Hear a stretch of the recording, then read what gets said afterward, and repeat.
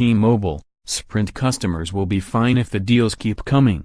A year ago, my wife and I were still paying through the nose for 2 cell phone lines from Verizon Wireless that somehow consistently cracked the $200 monthly barrier.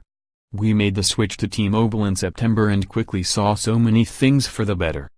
We got lower rates, under $100 of unlimited calls and data with no extra fees or taxes, the ability to make free calls in Mexico, text and use data in Japan at no extra charge, and get a mobile hotspot for those times when access to Wi-Fi just wasn't there. The network wasn't as great as Verizon, but my complaints were minimal.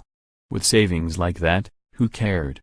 The proposed mega merger of T-Mobile and Sprint meant it was time to go back to the big 4 wireless carriers to compare pricing, and get a real sense of déjà vu. While the language may seem different, little has changed. The big 2, Verizon and AT&T, continue to charge more and offer fewer benefits than scrappy number 3 T-Mobile or number 4 underdog Sprint.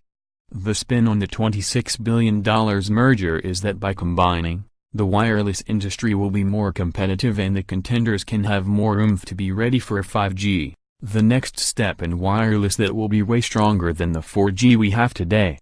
Maybe, maybe not.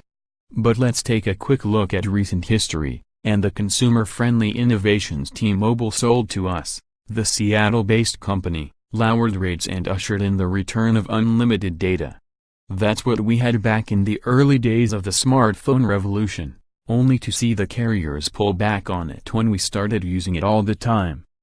The end of the 2-year contract, and the offer to buy out your current contract to switch. International data and texts. T-Mobile offers the ability to make these in 140 countries at no additional charge. The speed is slower than back home, but it beats paying the average $10 a day to use your phone internationally that Verizon quoted me on a Japan trip before I switched. Monthly freebies, like T-Mobile's Netflix on the house. Sprint has free Hulu and AT&T complimentary HBO. No taxes or fees. Just the advertised rate. Sadly, rates are still sky high for all the carriers, and it's really hard to compare their terms. In a nutshell, for 1 line of service with unlimited data, Sprint is the lowest at $65 monthly, followed by T-Mobile and Verizon at $70 and $75 for AT&T. It's the add-ons and the bundles where you see the big difference. A 4-person Verizon family plan goes to $160 with a free mobile hotspot, but it's one with limited data. If you want unlimited, you need to step up to the $200 monthly plan, plus taxes and fees.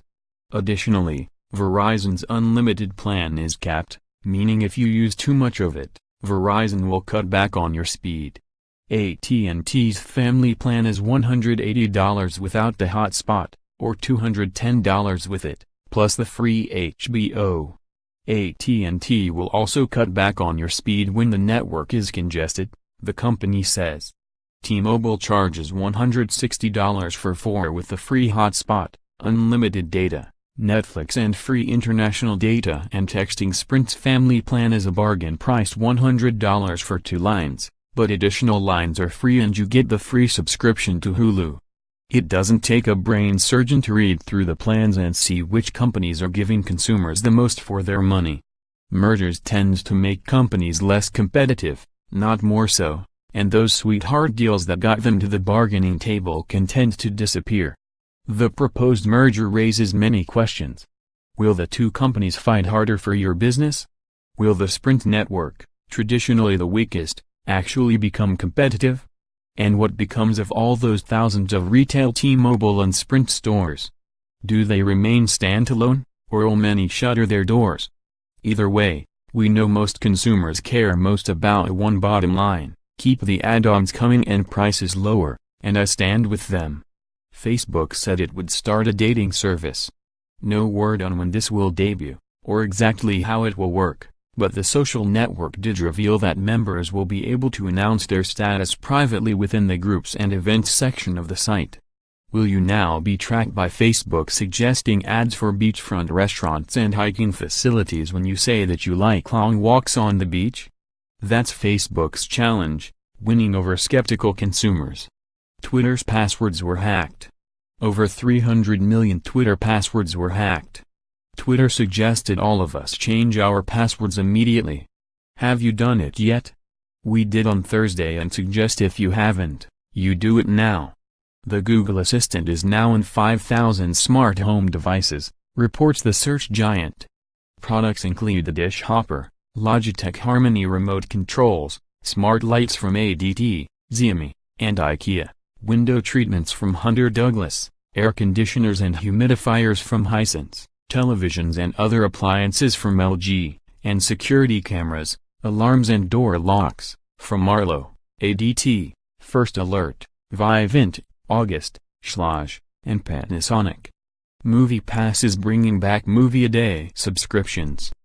New subscribers to MoviePass can once again take advantage of its one movie per day offering.